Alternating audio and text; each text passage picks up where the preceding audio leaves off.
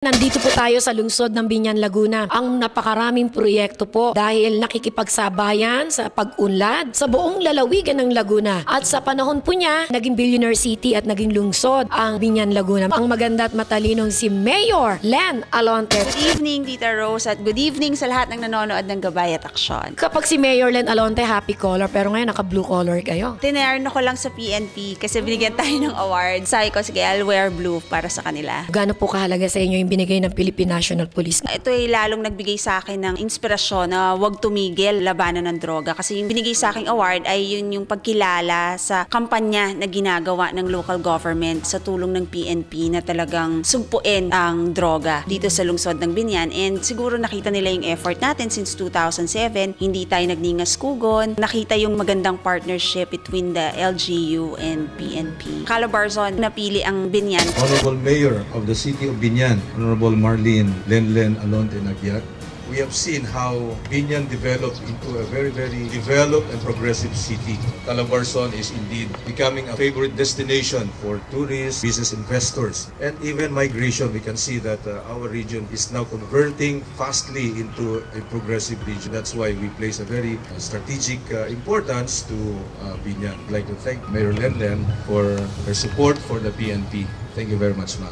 We have awarded the Honorable Mayor of City of Biñan, Honorable Mayor Len Nagyat, for her great contribution to the Philippine National Police and for making Biñan truly one of the safest city in Calabarzon. Unlad Biñan, aksyon Biñan. Nag-join ng San Pedro at Biñan, meron tayong bagong batas na bawal nang mamigay kami sa gobyerno ng mga gatas sa mga nanay dahil ipinopromote natin ang breastfeeding. Kung paano kahalaga yung natural at saka yung kagalingan ng breast milk sa health ng ating mga kabataan. 24 barangays, meron tayong mga barangay nutrition scholars. Natutuwa ako sa ating Provincial Nutrition Action Officer dahil lagi siyang nakasupport dito sa amin sa Biñan. Hindi nahuhuli ang ating lungsod. Diyan po natin nakikita kung anong lugar na nagkakaroon ng malnourished na bata. Sa kanilang pagtatrabaho, diyan namin nakikita kung ilan ang malnourished sa bayan ng Biñan. Nagkakaroon po kami ng supplemental feeding para po do sa mga 0 to 24 months. Sa tulong po na ating punong lungsod. Papasalamat nga pala ako sa Biñan kasi ito joint force talaga ng BNS Reinforcement Training. Yung target namin na malnourished children ng 0 to 71 months ay talagang tututukan namin kasi identify na po namin sila. Bukod sa food assistance, meron tayong mga livelihood assistance, meron po tayong micronutrient supplementation. Papasalamat po ako kay Mayor Len Alonte. Yung suporta sa libre po kami ng pagkain at syempre for 3 days po yan. At saka po yung venue talaga naman pong inaasahan namin. Maganda po talaga yung pag-welcome nila sa amin. Maganda po talaga yung function hall nila. Nakakagulat po, hanga kami sa pamamalakad ni Mayor. Dito po sa Biñan syempre. Susuportahan po namin, tulong po ni Mayor, mga fire victim, lalong-lalo na po yung mga bata, ay bibigyan po namin sila ng food assistance. Unlad Biñan, aksyon Biñan. Papasalamat tayo sa kanilang presidente. Pumunta dito para magbigay ng mga books, nag-donate ng library sa ating public school, nagbigay din ng mga seedlings para itanim. Nag-promise pa sila na magbibigay pa rin ng mga books at saka library sa iba pa nating mga school buildings. Masigasig na kampanya po. Bahagi ng Environment Campaign Program ninyo, ang authorized si Councilor Manaban. Gusto ko rin pasalamatan lahat ng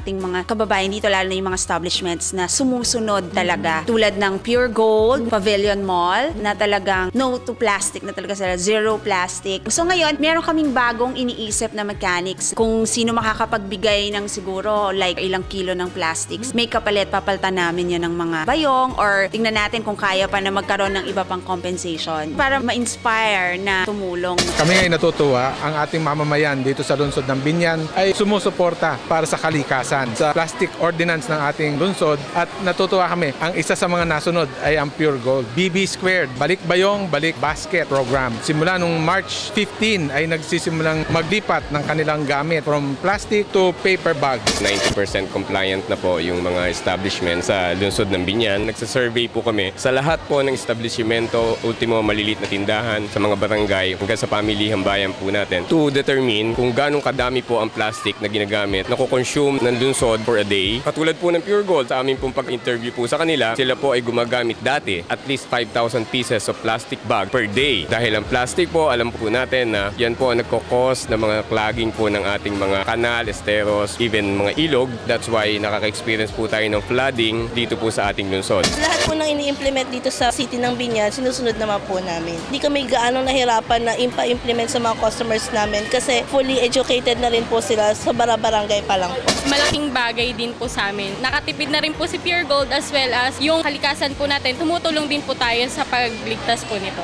Unang paglabag nila sa ating ordinance na to ay tatawagin uli namin ang mga tindahang lumalabag o sino pa man na lumalabag sa ordinansang ito. Tapos isa-seminar uli namin for 2 hours. Ang ikalawa nilang paglabag ay magbabayad po sila ng 1,500, another seminar at 2 oras na paglilinis. Mamimili sila kung ang lilinisan nila ay ilog o kaya ang palengke natin. Pero ang ikatlo pong paglabag ay 2,500 na multa, hindi hihigit na 6 na buwan na pagkakabilanggo at ang masakit po nito ay ang pagsasara ng kanilang establishmento. Maraming salamat sa ating City Mayor, Mayor Marlene Alonte Naguiat at naging suportado siya sa ating adhikain nito. Kung tayo ay makakapasyal sa lahat ng kanilang mga establishmento dito sa loob ng mall, ay lahat sila ay nasama na sa hindi paggamit ng mga plastic. Very supportive dito sa ordinansa to.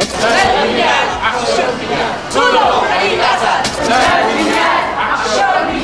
Sulong kalikasan! Sa April 16, meron ho tayong padyak laban sa droga. Kasama natin ulit ang PNP dito at ang lahat ng mga sectors at mga barangay officials na magbabike. Mamulat ang kanilang mga mata na hindi kaya ng LGU lang o hindi kaya ng PNP lang. Kailangan namin kayong lahat para maging successful ang ating kampanya laban sa droga. Yung Holy Week natin, ang mga taga-munisipyo ay pupunta ng Bataan. Yung mga iba pang mga employees na hindi pa nila nakaka-register for free yan. Maraming mga old churches doon na gusto nilang ma-visit, personal share ng inyong lingkod. Sa aking mga minamahal na kababayan, patuloy tayong magsama-sama para sa patuloy na ikauunlad, ikaangat ng ating lungsod. Ito po ang inyong lingkod, Mayor Lennon Alonte. Unlad Binyan, Aksyon Binyan.